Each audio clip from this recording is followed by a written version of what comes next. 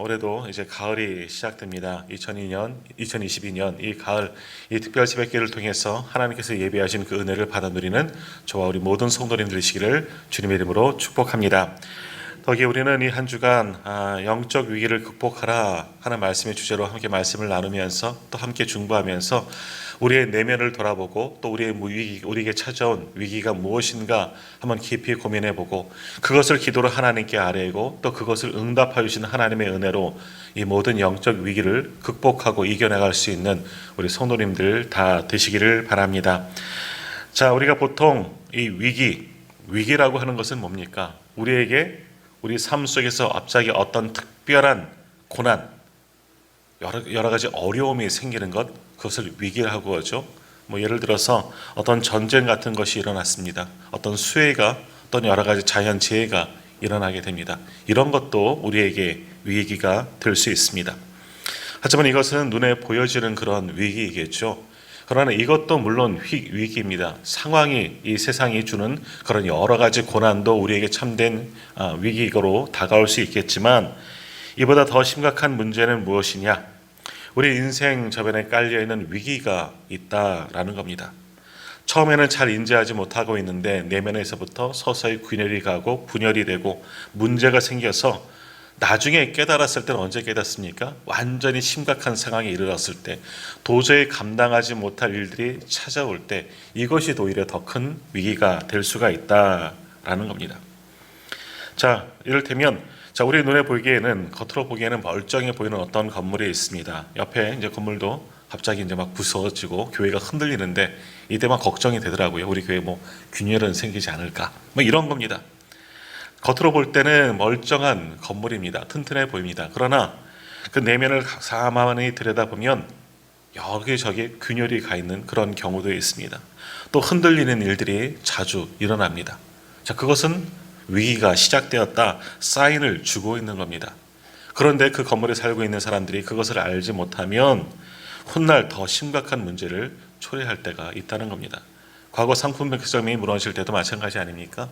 천장이 내려앉고 땅에 균열이 생기는데 그것을 대수롭게 여기지 않다가 결국 그 백화점이 무너져 많은 생명이 죽은 것을 아마 기억하실 겁니다. 이렇게 문제가 생기고 사인이 주어졌을 때 그것을 인지하지 못하면, 그것을 막지 못하면 나중에 감당하지 못할 커다란 큰 위기로 찾아오곤 한다라는 겁니다. 이는 개인적으로도 마찬가지입니다. 우리가 서로를 바라볼 때 겉으로 볼 때는 괜찮아 보입니다. 평안해 보입니다. 모든 것들이 순탄해 보입니다. 하지만 우리 내면에 한 틈이 생기면, 그 빈틈이 생기면 거기에서부터 위기가 시작되어지는 것이죠. 더욱이 우리 내면, 우리 영혼에 자그마한 틈이 생깁니다. 그러면 그 틈을 타고 사탄은 우리에게 찾아오는 겁니다. 이 틈을 막아야 하나님 앞에 깨어있고 진정한 위기를 극복하고 하나님의 사람으로 거듭날 수 있는데, 이 조그만 틈 막지 못하면 그 틈이 점점 벌어지게 되고 사단이 완전히 우리를 지배해서 하나님에게서 벗어난, 하나님의 마음에 합당하지 못한 자로 살아갈 수도 있다는 겁니다. 우리 가정도 마찬가지입니다. 우리 모든 식구들이 사람들이 보기에는 평안해 보이죠. 자녀들 학교 잘 다니고 공부도 열심히 하는 것 같습니다. 직장 생활 잘 되고 잘하고 사업장도 괜찮은 것 같습니다. 그러나 사실 그 식구들 한 사람 한 사람 내면을 들여다보면 또한 문제가 생길 수 있습니다. 남이 알지 못하는, 남들이 이해하지 못하는 가정 간에, 식구들 간에 어떤 문제도 있을 수도 있고, 또 하나님이 영적으로도 하나님께 예배하는 것 같지만 온전히 하나님께서 기쁘시게 받으실 만한 그런 모습이 보이지 않을 수도 있다는 겁니다. 그러한 작은 틈, 그것이 결국 가정을 파탄으로 인도할 수도 있다.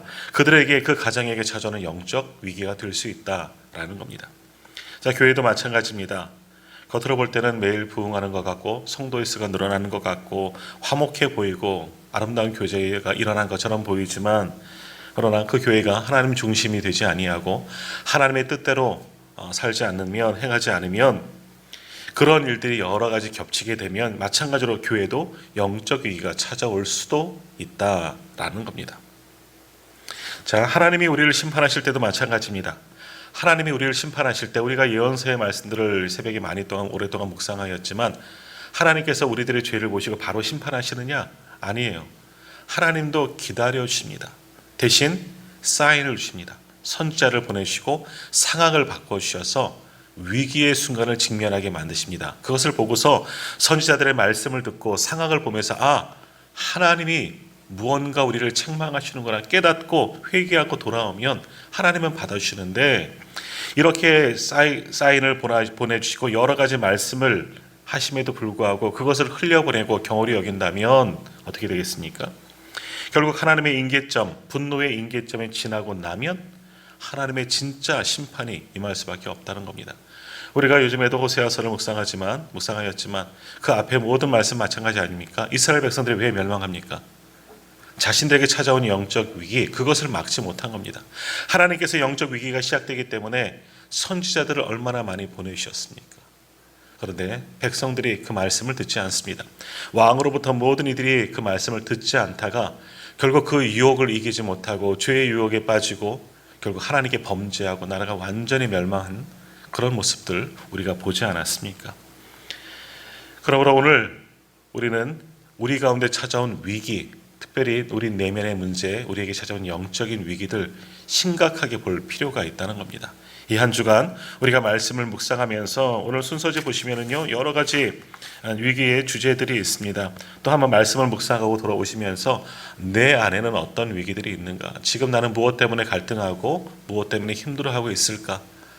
이것을 잘 헤아리고 이것을 하나님께 맡기고 기도로 이겨나가야 하는 겁니다. 그러지 않으면 이 틈을 타 사단은 우리 안에 들어오고 더 큼을 벌여서 하나님을 떠나도록 만들게 하는 것이 사단이 하려는 일이라는 겁니다. 그러므로 오늘 이 한 주 말씀을 붙잡고 더욱이 하나님께 특별한 마음으로 기도하고 같이 중보함을 통해서 우리에게 찾아온 위기들, 또 우리 교회에 찾아올 영적 위기들, 이 모든 것들을 이겨나갈 수 있는 우리 교회, 우리 모든 성도님들 되시기를 주님의 이름으로 축복합니다.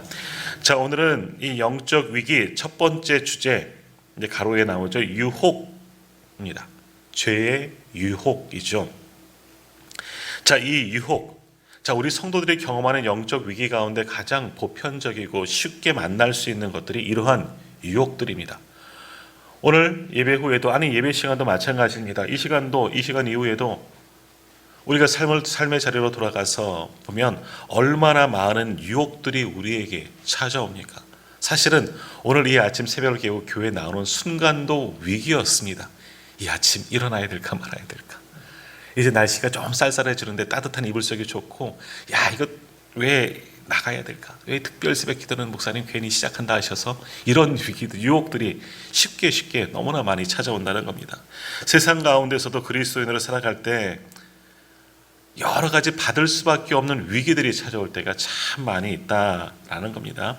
그러므로 오늘 말씀을 통해서 이런 유혹들, 특별히 영적인 유혹들이 찾아올 때 우리는 이것을 어떻게 이겨나갈 수 있는가, 어떻게 해결할 수 있는가, 오늘 말씀과 기도함을 통해서 이 모든 유혹들을 이겨나갈 수 있는 우리 모두가 다 되시기를 바랍니다. 자, 그러면 이러한 유혹들 우리에게 언제 찾아오느냐, 이걸 먼저 알아봐야 되겠죠. 한번 우리에게 유혹들 찾아올 때 가만히 한번 생각해 보십시오. 근데 우리에게 오는 유혹들 어떨 때 찾아오느냐? 우리가 오히려 평안할 때 찾아오는 적이 참 많이 있다라는 겁니다. 우리에게 문제가 생기고 우리에게 고난이 있을 때, 힘든 상황이 생길 때, 그럴 때도 유혹이 물론 오기는 합니다. 그러나 많은 유혹들은 언제 찾아오느냐? 우리 마음이 평안할 때, 그래도 이렇게 살 만큼 되었다라고 생각할 때 위기들이 찾아오곤 한다라는 겁니다. 왜 그럴까요?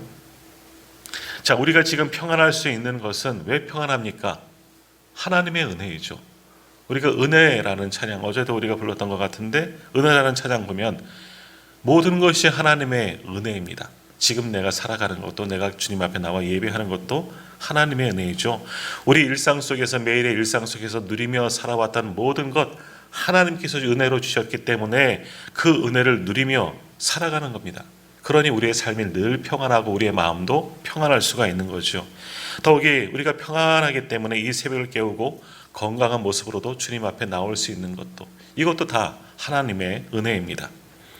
자, 그런데 문제는 무엇이냐? 이렇게 매일같이 하나님의 은혜로 우리는 평안한 삶을 사는데 내가 평안한 것, 내가 이만큼 사는 것, 우리는 그것을 하나님의 은혜로 진정 생각하고 있느냐라는 겁니다.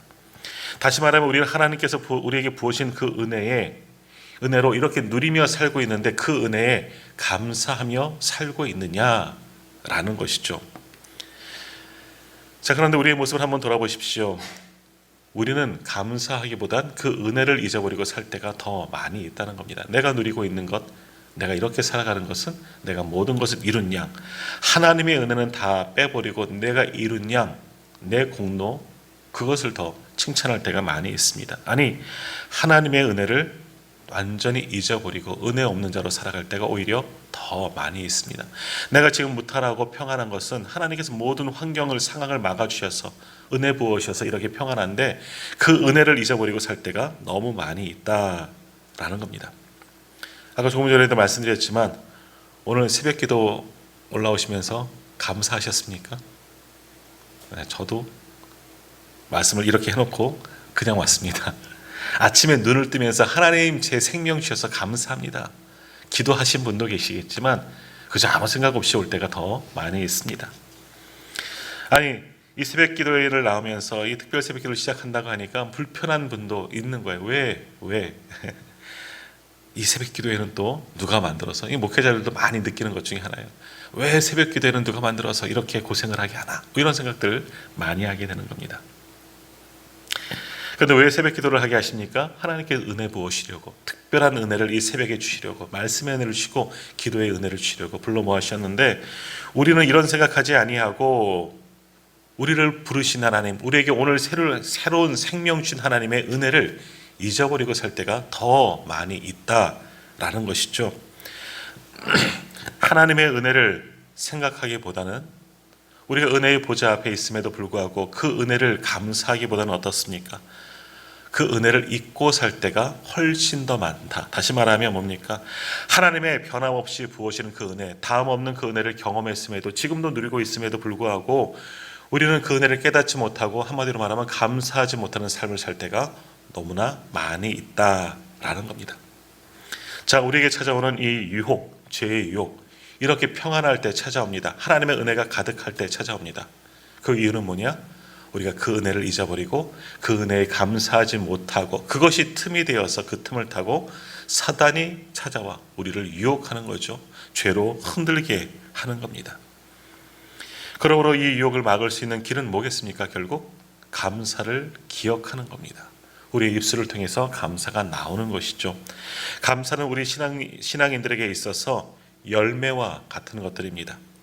하나님께서 가장 받으시기를 원하는 것도 하나님의 피조물, 하나님의 백성된 우리의 입술을 통해서 감사하는 것, 감사하며 하나님을 고백하고 찬양하는 것을 하나님을 원하고 계시는 줄 믿습니다. 자, 그런데 우리의 모습 속에서 매일매일 감사가 넘쳐나시느냐? 그렇지 않다라는 것이죠. 우리만 그럽니까? 성경을 보십시오. 과거 이스라엘 백성들 출애굽할 때 그 40년의 가나안 여정, 광야 여정 속에서 그들이 감사가 넘쳐났습니까? 매일매일 하나님께서 인도하시는 불기둥을 보고 구름 기둥을 보고 애굽에 내렸던 10가지 재앙의 놀라운 기적을 보고 홍해 바다가 갈라지는 것을 보고 아침마다 만나가 내리고 메추라기가 내리는 것을 보면서 그 은혜를 경험하면서 그들이 40년 동안 하나님 너무너무 감사합니다. 이렇게 우리를 구원하여 주셔서 감사합니다. 먹을 것을 우리를 인도하여 주셔서 감사합니다. 감사가 넘쳐났습니까? 아니에요. 그들은 40년 동안 끊임없이 하는 건 뭡니까? 원망과 불평이었습니다. 왜 우리를 굳이 이 광야로 인도해서 여기서 죽게 하는가? 고생하게 하는가? 왜 우리를 이곳으로 인도하셔서 먹을 것도 먹지 못하고 굳이 이 하찮은 만나를 먹게 하시는가? 실제로 그들이 40년 동안 이렇게 불평하지 않았습니까? 심지어는 너무나 힘들어서 너무나 불평과 원망이 많이 나와서 그들의 지도자 모세와 아론을 돌로 치려고 한 적도 여러 번 있지 않았습니까? 그러나 하나님은 그렇게 불평하는 자들을 끝까지 인내하시고 참으시고 약속의 땅으로 또 인도하셨습니다. 또 모세의 중보를 드시고 그들에게 기회를 또한 허락하여 주셨죠. 그러나 그렇게 불평하고 원망하다가 며칠이면 길어봐야 몇 주면 갈 수 있는 그 거리를 40년 동안 유리하며 고난 가운데 보내지 않았습니까? 왜 고난을 주셨습니까? 그들을 연단하는 하나님의 또 다른 훈련은 아니겠습니까? 자, 이 이야기가 말씀하는 건 뭡니까? 우리는 끊임없이 불평하고 원망한다는 겁니다. 많은 은혜를 받았음에도 불구하고 깨닫지 못하고 원망하며 불평하며 살아가는 것이 우리 인간의 모습이다 라는 겁니다. 자, 오늘 우리는 어떠냐라는 것이죠. 매일매일 삶 속에서 진정한 감사하는 삶을 살고 있습니까? 하나님께서 주시는 그 은혜를 기억하시면서 하나님, 오늘 내게도 생명 주신 것 감사합니다.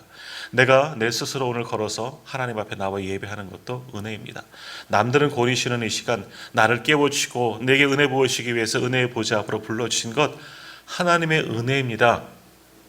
이 은혜를 잊지 않고 감사하며 살아가는 우리 모두가 다 되시기를 간절히 소망합니다. 자, 이제 오늘 본문 말씀 보십시오. 우리가 잘 아는 이 에덴 동산에 아담과 하와가 범죄한 원죄가 시작된 그런 이야기가 나옵니다. 유혹을 이기지 못하고 죄에 빠지게 된 안타까운 모습들이 우리가 가장 또 한탄하는 이야기가 오늘 본문의 말씀입니다. 자, 하나님께서는 에덴 동산을 천지를 창조하시고 에덴 동산을 만드시고 그 속에서 아담과 하와를 만드시고 그 가운데서 마음껏 살도록 하셨습니다. 큰 은혜를 주시고 특별한 은혜를 부어주셔서 아담과 하와를 불편한 것 없이 그 에덴 동산에서 살도록 만들어 주셨습니다. 하나님께서는 그들에게 은혜를 부어주시는데 모든 것이 다 허락됐습니다. 마음껏 누리며 마음껏 살아갈 수 있도록 더욱이 하나님께서 그들을 지키시고 보호하시고 매일매일 새로운 은혜를 주셨죠. 더욱이 하나님께서는 그들에게 권한과 권리까지 위임하셨습니다. 어떠한 권한과 권리입니까? 하나님의 만드는 피조물, 동물과 식물들 이런 모든 것들 저들에게 이름을 짓도록 허락하여 주셨다는 겁니다. 성경에 기록되지 않았습니까? 하나님께서 친히 만드신 이름이 아니라 아담의 모든 것들의 이름을 붙여 주었다는 겁니다.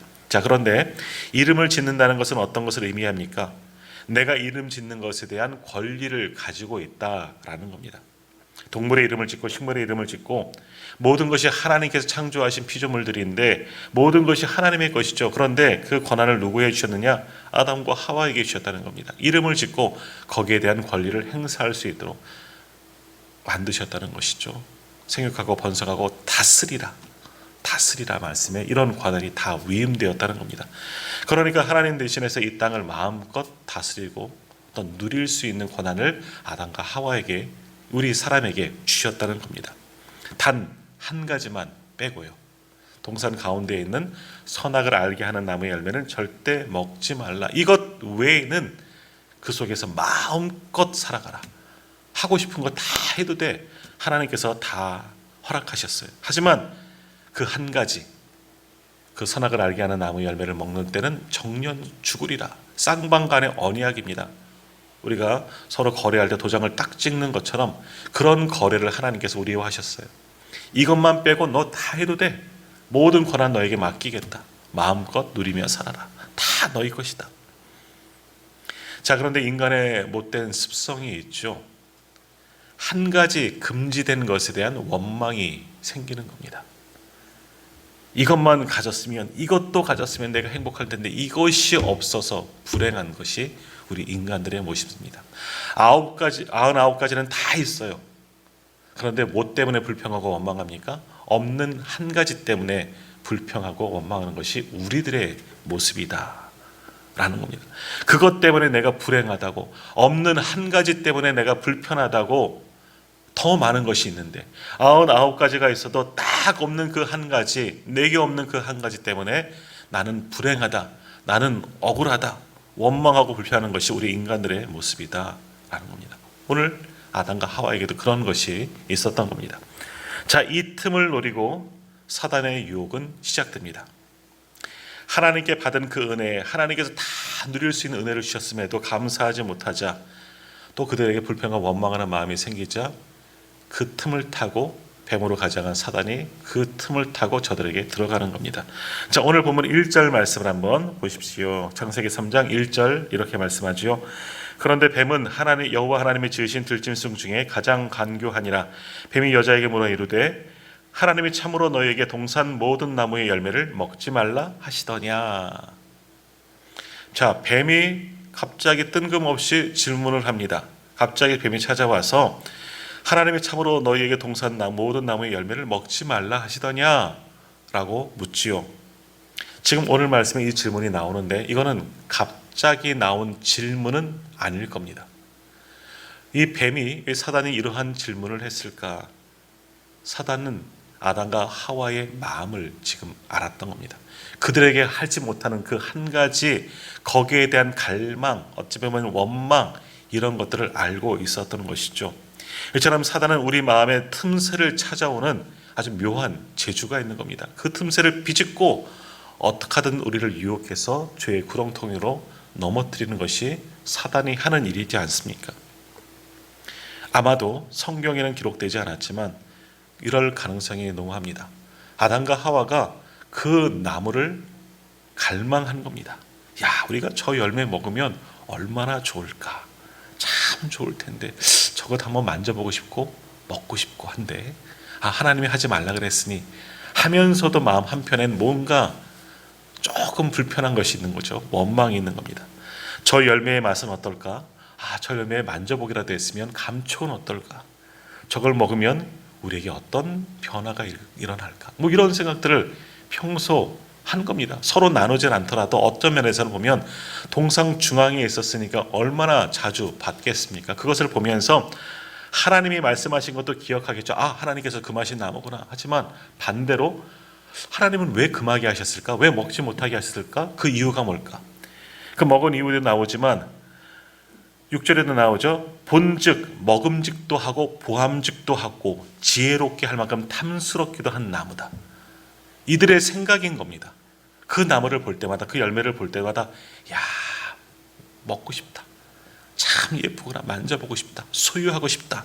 이런 마음들이 있었지만 아무튼 하나님의 말씀이 있기에 꾹꾹 눌렀던 것이죠. 하지만 결국 참을 수는 없는 겁니다. 거기에서 틈이 벌어지게 된 거죠. 하나님께서 다 허락하셨어요. 에덴 동산에는 모든 건 누리면서 피조세계 누리면서 살게 하셨지만 단 한 가지 누리지 못하는, 얻지 못하는 그 한 가지로 갈등하고 갈망하고 그것을 갖고 싶은 욕심들, 뭐 이런 것들이 있었던 것이죠. 그런 빈틈을 타고 사단의 유혹이 시작되는 겁니다. 그것이 바로 1절의 말씀이 하나님이 참으로 너희에게 동산 모든 나무의 열매를 먹지 말라 하시더냐. 다시 말하면 뭡니까? 야, 하나님이 정말 저거 먹지 말라 그랬어? 진짜야? 혹시 하나님 잘못 말씀하신 것 아니야? 너희가 잘못 들은 것은 아니야? 하나님의 말씀을 교묘하게 바꾸어 놓는 겁니다. 그런데 이것은 우리가 어찌 보면 쉽게 이야기한 것도 일 수 있지만, 그러나 사단은 하나님께 대해서 엄청난 지금 도발을 하고 있는 겁니다. 우리는 보통 하나님의 말씀이 일억이라도 변개치 않으면 안 된다 그러잖아요. 그런데 사단의 말은 뭡니까? 교묘하게 하나님이 하신 말씀을 바꾸고 있는 겁니다. 그러면서 우리를 설득하는 거죠. 이해시키고, 그래서 죄로 가게 만들어 가는 겁니다. 자, 그런데 이 말을 듣고 하나님이 정말 저 나무 열매 먹지 말라 그랬니? 이 한마디에 우리 인간들이 무너지고 만 겁니다. 사단의 그 유혹에, 그 도발에 쉽게 넘어가고 말았던 겁니다. 한번 발을 디디니까 그 다음에는 돌이킬 수 없는 일들이 일어난 거죠. 사단은 이제 아담과 하와를 마음껏 유린했습니다. 결국 어떻게 됩니까? 하나님께서 금하신, 하나님과 언약을 맺고 약속한 모든 것을 어기고 그 열매를 따먹고 맙니다. 죄가 들어오기 시작하는 것이죠. 결국 금지된 것을 먹고 하나님께 범죄하고 인류 최초의 바로 범죄자로 하와가 먼저, 또 아담도 마찬가지로 이름을 올리게 된 것 아닙니까? 6절 말씀 한번 보십시오. 여자가 그 나무를 본즉 먹음직도 하고 보암직도 하고 지혜롭게 할 만큼 탐스럽기도 한 나무인지라. 여자가 그 열매를 따먹고 자기와 함께 있는 남편에게도 주매 그도 먹은지라. 원죄가 시작된 겁니다. 결국 아담과 하와는 뱀을 통한 사단의 유혹을 받고 하나님 앞에 씻을 수 없는 죄, 우리가 가장 증오하는 죄 아닙니까? 죄를 시작한 겁니다. 이것이 원죄의 시작이고 이후로 모든 인류는 죄를 가지고 태어나는 죄인의 모습으로 우리도 태어나지 않았습니까? 그리고 그 죄가 완전히 사라졌느냐? 예수 그리스도의 보혈로 그 죄를 덮어주셨습니다. 하지만 우리 속에는 여전히 죄성이 남아있습니다. 죄의 흔적들이 모든 사람들에게는 숨겨져 있는 겁니다. 우리 로마서에서 보는 것처럼 겉으로 드러나지 않아서 그지 우리 속에는 다 죄의 근 본성들이 있다는 것이죠. 자, 그러면 아담과 하와가 어떻게 이렇게 죄를 지은 원인은 무엇이겠습니까? 이렇게 너무나도 쉽게 하나님과의 언약을 파기하고 사단의 유혹에 넘어간 그 이유, 그것은 무엇이겠습니까? 결국 오늘 말씀이 하시는 이야기예요. 감사하지 못하는 겁니다.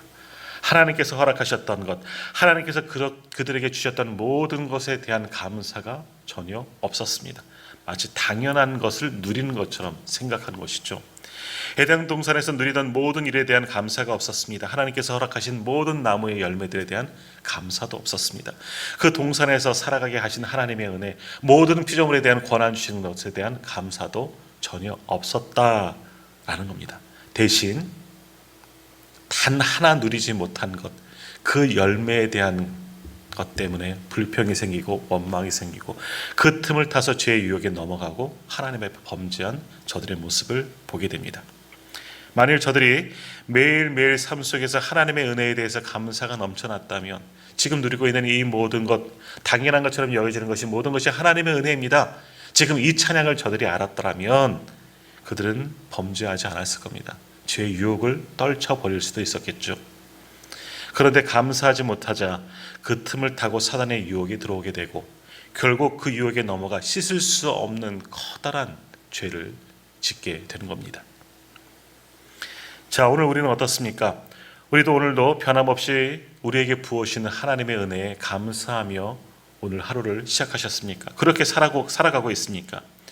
아니면 오늘 내게 없는 그 한 가지, 내가 지금 누리지 못하고 있는, 내게 지금 부족한 그 한 가지, 아니 몇 가지로 인하여 나는 불행하다, 하나님은 내 기도를 들어주시지 않는구나, 또 그렇게 원망하고 불평하다가 사단의 유혹을 받고 죄된 자리로 다시 돌아가고 있지는 않습니까? 자, 이 시간 오늘 가만히 우리가 기도할 터인데 가만히 하나님께 받은 은혜를 한번 헤아려 보십시오.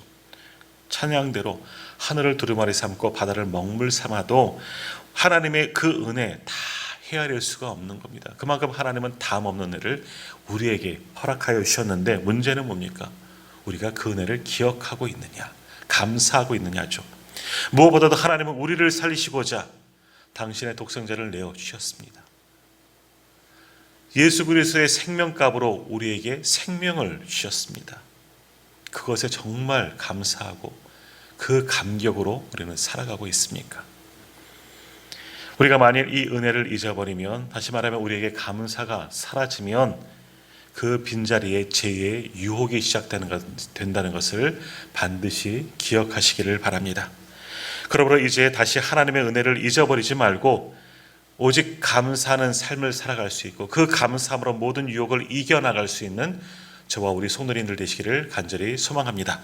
그 감사함으로 하나님의 또 다른 은혜가 오늘 우리에게 부어질 줄 믿습니다. 감사하는 백성들, 감사하는 삶을 통해서 오늘 이 하루도 우리에게 부어지는 그 하나님의 은혜 가운데 거하는 저와 우리 모든 성도님들 다 되시기를 주님의 이름으로 축복합니다.